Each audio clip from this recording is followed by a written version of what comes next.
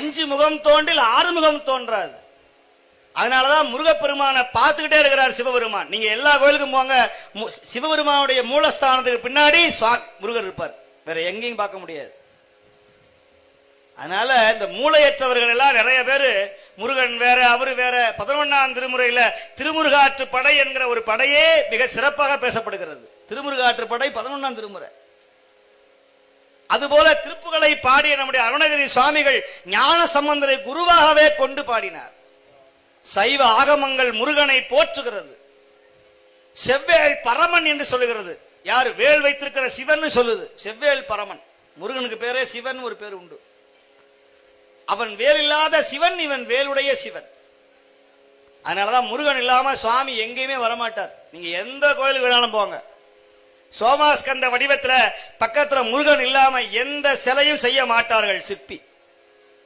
அதனால முருகப்பெருமானையும் சிவனையும் பிரிக்காதீர்கள். நான் மீண்டும் சொல்லுவேன், தன்னுடைய தோளில் வைத்து முருகனை தன்னை விட உயர்ந்தவன் முருகன் என்று சிவனே காட்டுகிறார். தன் தோல்ல வச்சு என்னை விட உயர்ந்தவன்டா சொல்லுடா அப்படின்னு கேட்டவர். அப்பேற்பட்ட முருகன் நம்முடைய செவ்வேள் பரமன்.